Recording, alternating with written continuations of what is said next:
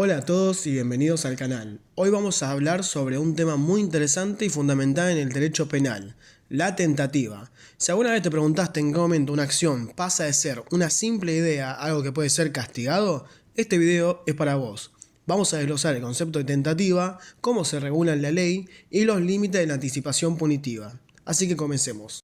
¿Qué es la tentativa? En derecho penal, un delito generalmente pasa por varias etapas, conocidas como iter criminis. Estas etapas son, primero, ideación, es decir, pensar en cometer un delito. La segunda parte sería la preparación, es decir, organizar y reunir los medios necesarios para el delito. La tercera parte es la ejecución, es decir, empezar a cometer el delito. Después la cuarta sería la consumación, es decir, completar el delito en sí. Y después, quinta y final, agotamiento, terminar todo el proceso del delito. Y no todas estas etapas son punibles, solamente la ejecución, la consumación y el agotamiento se consideran para castigar el delito. La ideación y la preparación en general no se castigan porque aún no se han puesto en riesgo los derechos de otras personas. Entonces, la tentativa ocurre cuando alguien empieza a cometer un delito con la intención de hacerlo, pero no logra completarlo debido a factores fuera de su control. Por ejemplo, imaginemos que alguien intenta robar una tienda pero es interrumpido antes de que pueda llevarse nada. Eso sería una tentativa. ¿Por qué se castiga la tentativa? La pregunta acá es entonces, ¿por qué se castiga la tentativa si el delito todavía no se completó? Si acá falta una parte de lo que sería el iter criminis. La respuesta está en cómo entendemos la amenaza y el riesgo. Y para eso tenemos que ver dos teorías. La primera es la teoría objetiva, que acá nos dice que la tentativa se castiga porque representa un riesgo real para el bien protegido por la ley. En otras palabras, aunque el delito no se haya completado, la acción ya pone en peligro algo valioso como lo es la propiedad o la seguridad de las personas. Entonces esta teoría asegura que la ley actúa para prevenir el daño antes de que ocurra. Y luego tenemos la teoría subjetiva. Según esta teoría, la tentativa se castiga porque muestra la mala intención del autor. Entonces acá se justificaría castigar incluso si la acción no pone en riesgo concreto algún bien.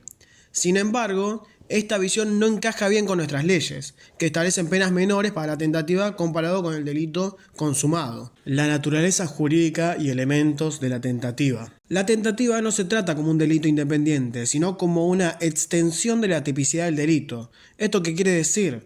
Que la ley considera punible la acción desde el momento en que se empieza a ejecutar el delito, aunque no se haya completado. Para que haya tentativa necesitamos dos cosas: un aspecto subjetivo y un aspecto objetivo. En el aspecto subjetivo tenemos la intención de cometer el delito, es decir, el dolo, mientras que en el aspecto objetivo tenemos el comienzo de la acción y la falta de la consumación del delito. Entonces, imaginemos que alguien viene a robarme y entonces, analizando desde un aspecto subjetivo y objetivo, está la intención de cometer el delito, es decir, esta persona quiere venir a robarme, tiene la voluntad y tiene todo el pensamiento de querer venir a robarme, entonces tiene dolo, cumple con el aspecto subjetivo. Ahora, comienza la acción, es decir, me está robando, pero por alguna situación ajena a su voluntad, hay una falta de consumación del delito, entonces cumplimos con un aspecto objetivo. Entonces, ya que tenemos cumplidos estos dos aspectos, hay tentativa. Requisitos de la tentativa. Para que una acción se considere tentativa de delito y no solamente un acto preparatorio, tienen que cumplirse tres requisitos básicos. Vamos con el primero. Hechos exteriores y voluntad. El autor debe haber realizado acciones visibles que muestren que ha comenzado a ejecutar el delito. En otras palabras, debe haber un inicio claro del delito, no solamente una intención o un plan. Entonces, como ejemplo acá, Pedro rompe la ventana mostrando su intención de entrar y de robar. Acá tenemos hechos exteriores y también hay una voluntad, porque se encuentra una intención de cometer el delito. El segundo requisito es la adecuación de los hechos. Las acciones realizadas deben ser adecuadas para producir el resultado deseado, es decir, lo que hizo la persona tiene que ser capaz de llevar a cabo el delito que tenía en mente. Entonces, como ejemplo, romper la ventana es una acción adecuada para ingresar a la tienda. Y después, el tercer requisito es la no producción del resultado por causas ajenas. Entonces acá, el resultado del delito no tiene que haberse producido debido a factores fuera del control del delincuente. Si el delito se completa a pesar de las acciones del autor, se considera un delito consumado, no una tentativa. Entonces, si Pedro es detenido por la policía antes de entrar y robar algo, el delito no se completa por causas ajenas, la intervención del policía. Tipos de delito en grado de tentativa. A pesar de que tenemos ya el concepto de tentativa y que ya dimos todos los requisitos, también la tentativa puede clasificarse de diferentes maneras. Vamos a ver cómo se dividen. Tenemos primero, según la realización de actos. Y en esta parte tenemos dos tipos de tentativa: la tentativa acabada y la tentativa inacabada. En la tentativa acabada, el autor lleva a cabo todos los actos necesarios para lograr el resultado buscado. Aunque ha hecho todo lo que podía para consumar el delito, algo impide que se logre el resultado final. Entonces, por ejemplo, Pedro planea un robo, rompe una ventana y entra en una tienda, pero antes de robar es atrapado por la policía. Pedro acá realizó entonces todos los actos necesarios, pero no completó el robo. Esto sería tentativa acabada. Y en la tentativa inacabada, el autor realiza solo parte de los actos necesarios para cometer el delito. No llega al resultado final porque no ha completado todas las acciones requeridas. Entonces, por ejemplo, Laura intenta robar una tienda, pero solo logra entrar en la tienda antes de ser interrumpida por la alarma. Entonces acá es inacabada porque no llegó a llevarse nada, así que solamente completaría parte de los actos, no completaría los actos necesarios en sí. La otra clasificación es según los medios utilizados. Entonces acá tenemos la tentativa idónea, la tentativa inidónea, el delito imposible y el delito putativo, imaginario o ilusorio. En la tentativa idónea, el autor usa medios adecuados para lograr el resultado del delito, pero no lo alcanza debido a factores externos al control del delincuente. Entonces, por ejemplo, Juan intenta envenenar a alguien con un veneno eficaz, pero el veneno está en mal estado y no tiene efecto. La tentativa es punible porque acá usó medios adecuados y entonces sería idóneo. En la tentativa inidónea, el autor utiliza medios que no son adecuados para alcanzar el resultado del delito. A pesar de que los medios no son eficaces, la tentativa sigue siendo punible debido al peligro que representa para el bien jurídico protegido. Entonces, por ejemplo, María intenta robar una caja fuerte usando una herramienta inadecuada, que no puede abrirla. A pesar de que no puede conseguir el resultado, la tentativa es punible por el riesgo creado. En el delito imposible, el autor realiza todos los actos y utiliza los medios adecuados, pero el delito no puede consumarse porque el objetivo del delito no existe o es imposible de realizar. Sin embargo, si hay un objeto delictivo, aunque sea diferente del previsto, puede ser punible. ¿A qué nos referimos con todo esto? Hay un ejemplo.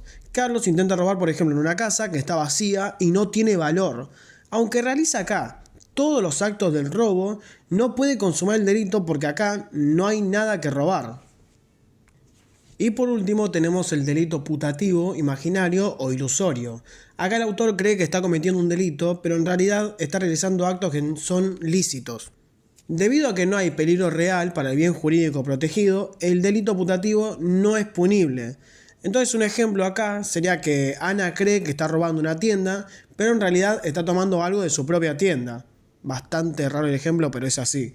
Como sus actos son lícitos acá, el delito putativo no es punible acá, porque está robando su propia tienda. Entonces no hay ningún bien jurídico que esté dañando, no hay ningún peligro real. Penalidad en casos de tentativa. La tentativa se castiga menos severamente que el delito completo, porque acá el iter criminis no está completo.